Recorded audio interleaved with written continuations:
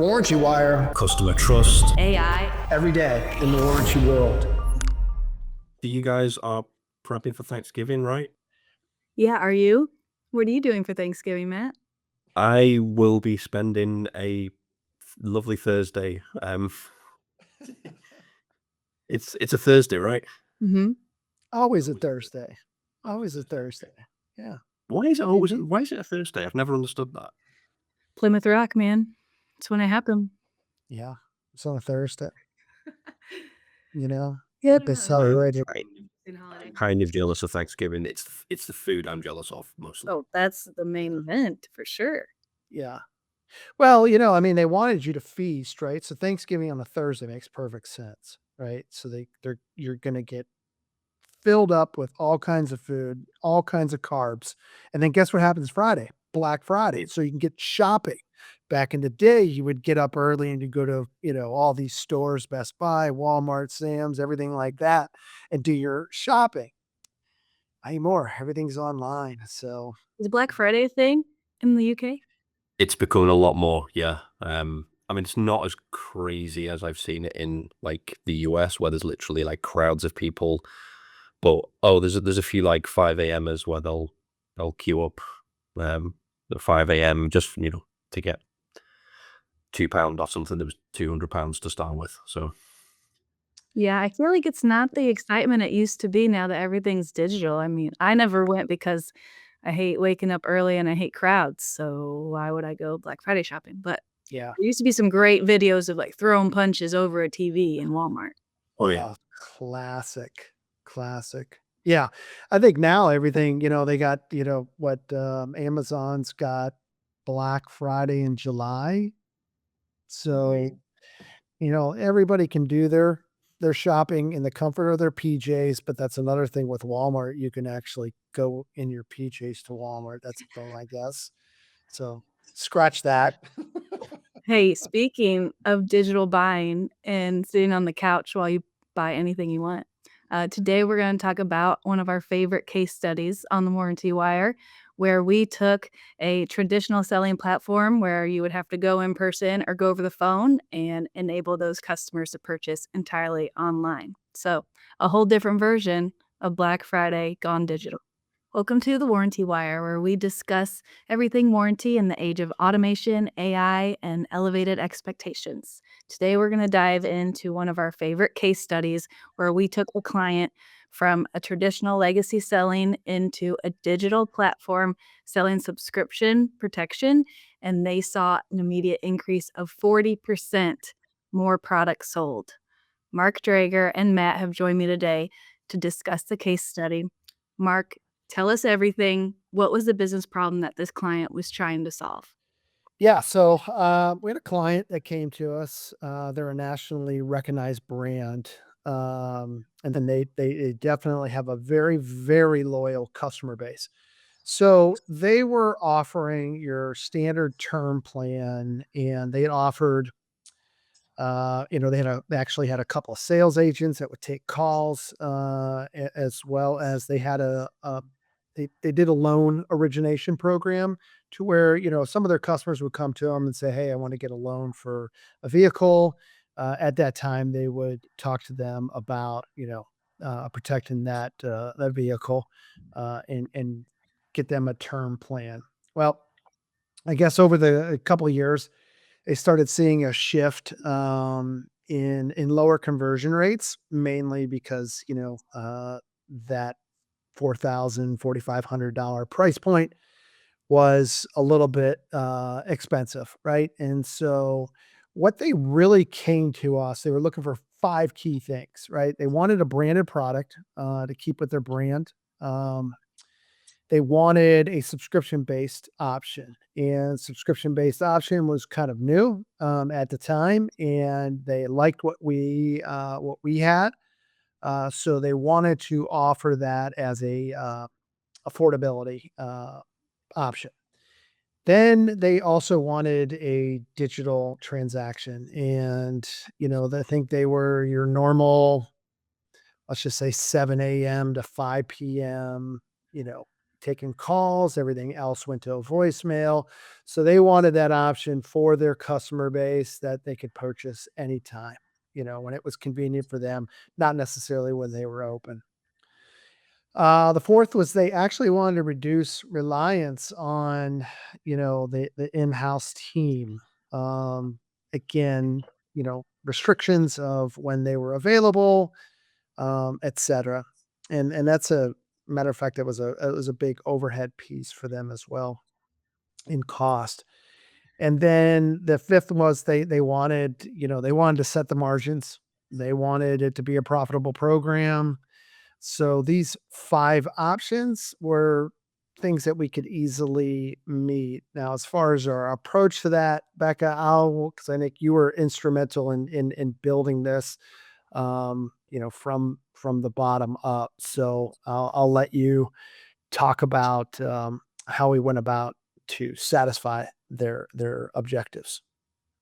Sure. Yeah. The 5 business problems that you stated are really part of Axiom's love language. It's things that we have solved for and talk about with clients every day. So for us, we were so excited for this opportunity to help this client. And so what we started with, that big piece of easy digestible products, is through subscription. And second big piece is being able to purchase it entirely online at the leisure of that customer. And then have the support post sale to be able to uh, support those customers, anything related to their contracts after they purchased. So the flexibility that we're able to give with our clients also allowed them to have some ranges around the markups that they were putting on these products. Again, it could be branded to make sure that customer experience continues to be super smooth. And then also the subscription model, you have recurring monthly revenue and there's no chargeback. So everything that you receive in that commission is fully earned, it's yours. And even if they cancel, it turns into a deactivation model. So you don't get that chargeback model that you see typically in today's industry. Now, as far as implementation, Matt, talk us through about how we solved for this client and were able to get them up and running in a matter of a few months. Sure. Yeah, so with this client, it was really a combination of a couple of the different platforms that we have and the different applications that we have. So all we were able to do was to combine our Moxa e-commerce platform with our Iungo kind of back-end management platform. And really the goal to that was to create a very seamless experience for the customer. So alongside that, what was really key for this client, as you've already mentioned, Mark, is brand awareness and brand loyalty. So what we really focused on was to be able to develop a very brand specific visual and brand specific messaging. So if you think about the flow of the consumer hitting that client's web page or product page and then being routed through to our own e-commerce platform, it's really critical for that client that the consumer has a consistent flow. So, then it doesn't look like they're going from kind of one place to another. Now, alongside that, for those consumers that hadn't been necessarily kind of retargeted or targeted at a later date, it was really important for us to be able to optimize the landing pages for any organic traffic as well. Because you've got to bear in mind, this e-commerce platform was completely open as well. So it was open to other consumers that hadn't necessarily been retargeted. So again, really important for us to be able to make that flow as easy as possible with that organic traffic. And then also when we start to look at the actual retargeting plan, we assisted them heavily in being able to design an automated email campaign to re-engage those customers. So kind of hitting them at the right time, not kind of bombarding them with too much, and also making sure that messaging was clear. Yeah. And one of the final things that we really did was around using kind of data analytics. So data analytics is really key when you're looking at e-commerce platforms because you want to know where's the dropout, where are consumers interacted most with the page, where are they spending most time. So we're really able to work with this client to optimize that e-commerce journey. So real kind of end-to-end stuff that we did. So, Mark, you mentioned earlier on about the subscription model. So this was an entirely new avenue for this client, right? Yeah. Yeah, it was something they've never done, and I think they, we had talked to them prior to, about this, and I think what the key thing here is when we think about subscription, and I would say this to anybody, whether it's, this client or another client that's familiar with term, anybody that's familiar with certain selling and offering term products, when it comes to subscription, it's not an either or, right? And I think that's the biggest misconception that we see is that so many people and so many businesses out there, they rely on that term plan. And the thing is, it's an and, not an either or. And so keep doing that, right? And this is what we told them: keep offering the term. Because yes, there are customers that want to pay one time and be done with it, right? And then they're protected for, for 4 or 5 years. Great. That individual that can do that, awesome.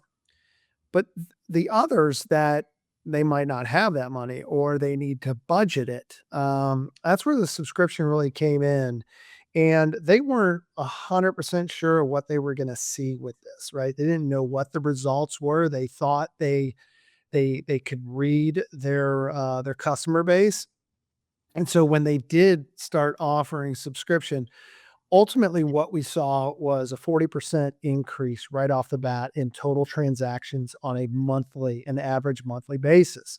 They were still selling term, but they were selling a lot more subscription plans than they thought. And also another key thing that we saw was 45% of the transactions were actually happening digitally. So these were their customers that were going, whether it was online, they were going to the landing page, perhaps they got an email from them, but they were going and they were 100% transacting in a digital environment at their time. So it could have been at midnight, it could have been whenever, right? That was an eye opener for them. I want to say today we're about 65% of all transactions are happening digitally.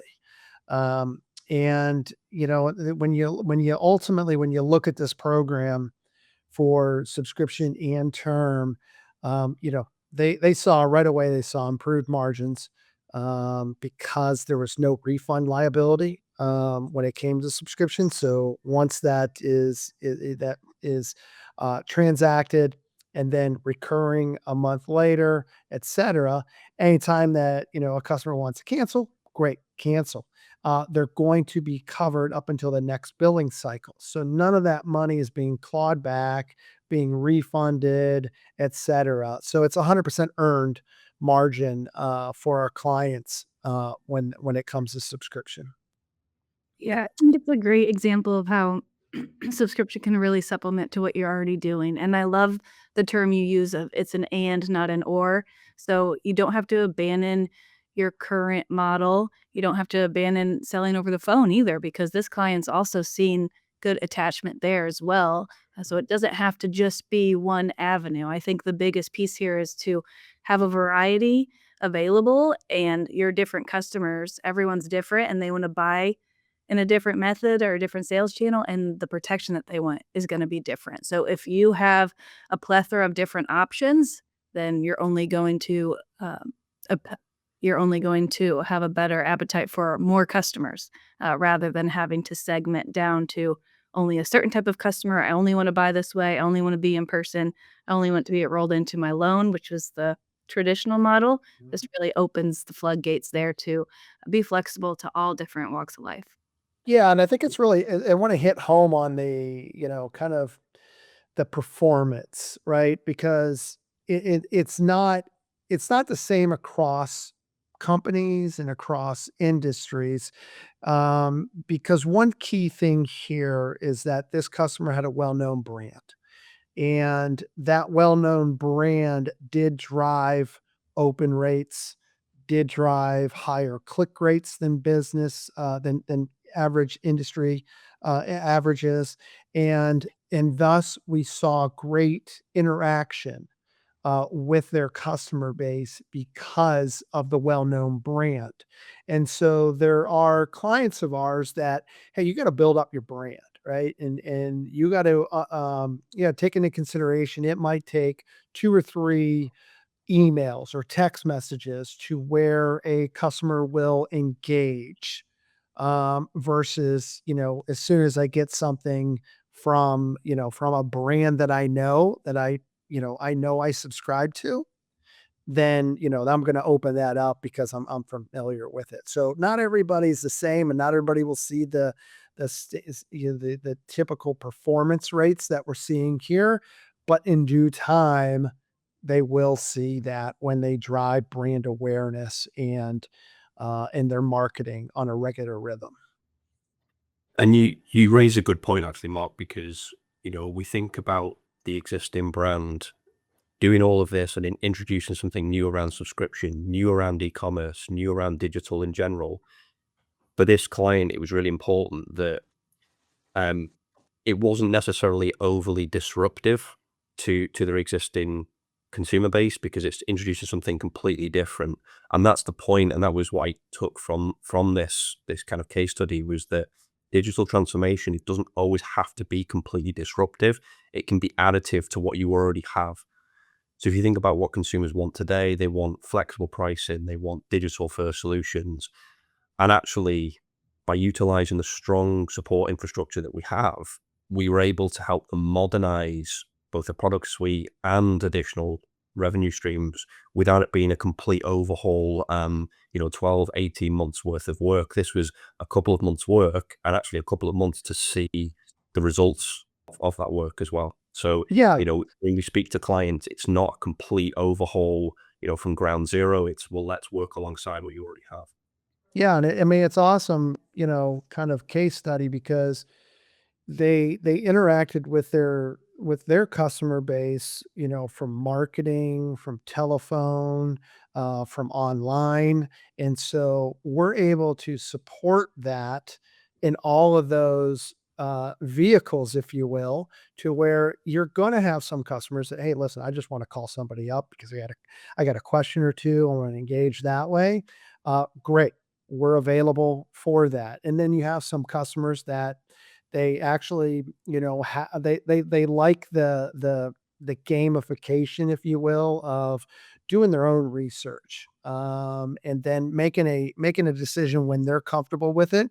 And so they're gonna do that digital um, landscape, and then, for instance, if they want to chat and they got questions, we got that chat available where we can assist them in a digital environment, and then they transact whenever. So that's the cool thing is, having the opportunity to be there for the customer when the customer wants to engage and how they want to engage.